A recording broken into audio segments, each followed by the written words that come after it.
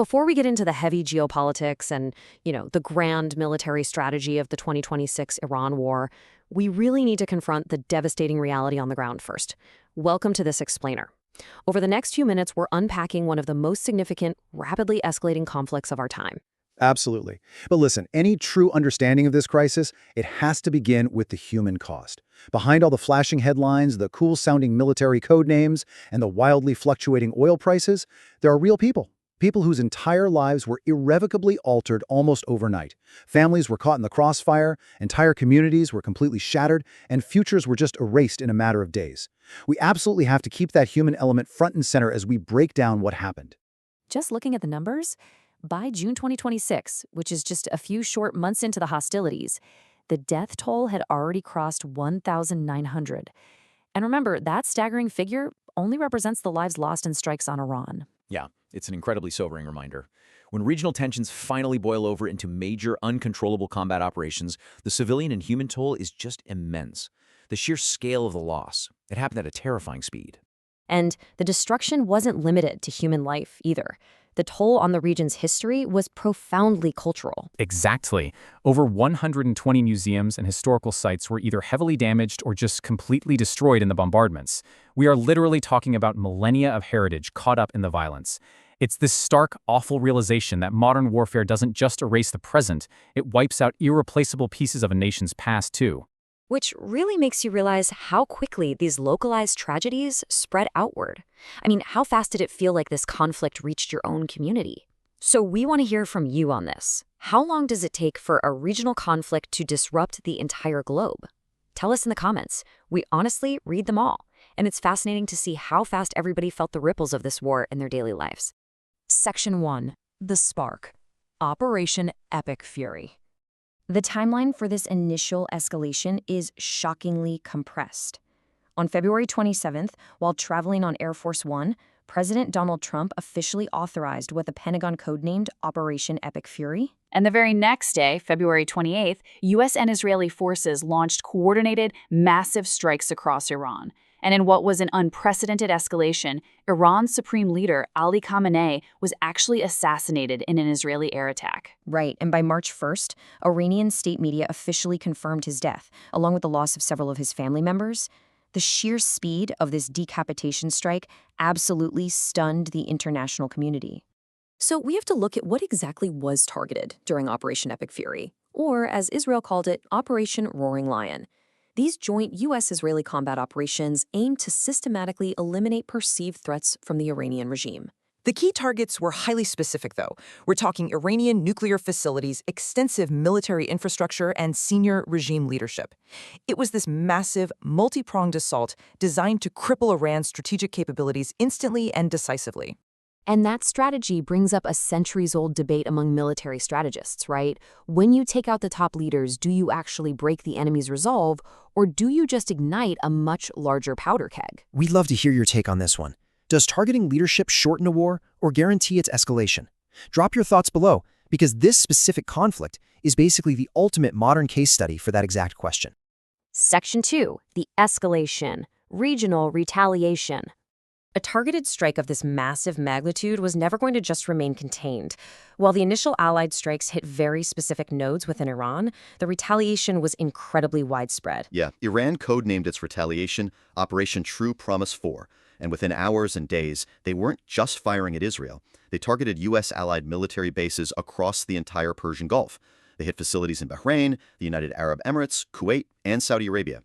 The map of the Middle East practically lit up overnight as the axis of resistance fully mobilized.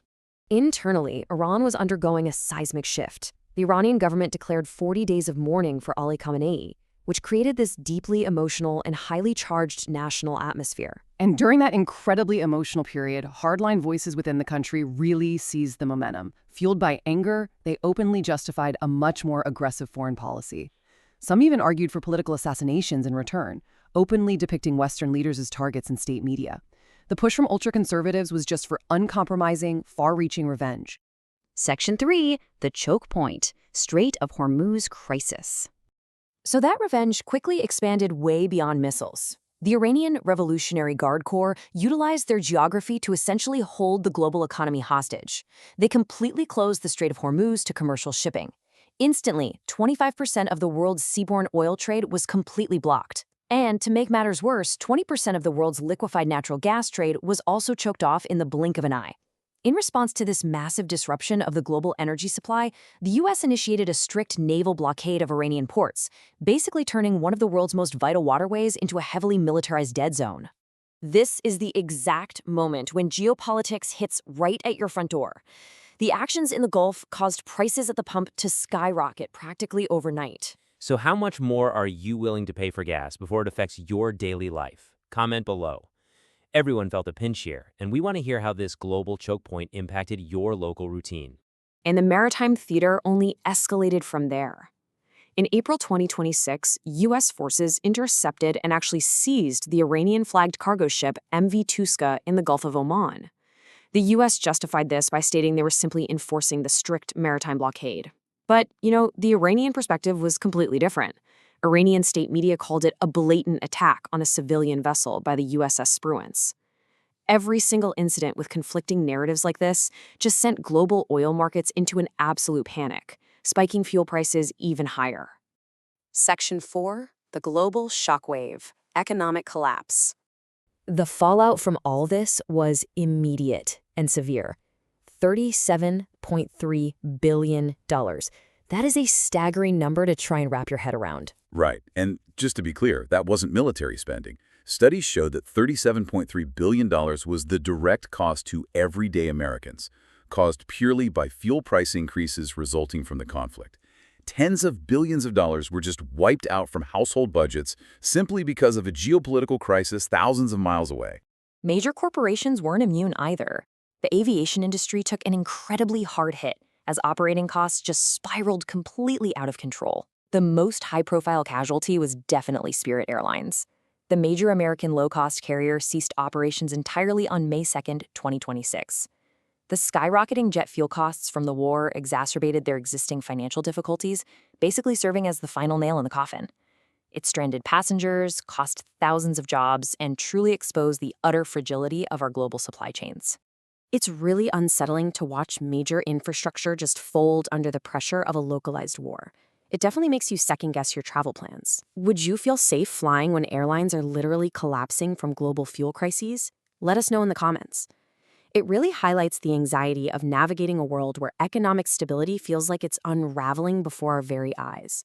Section 5. The Uneasy Pause. The Islamabad Memorandum.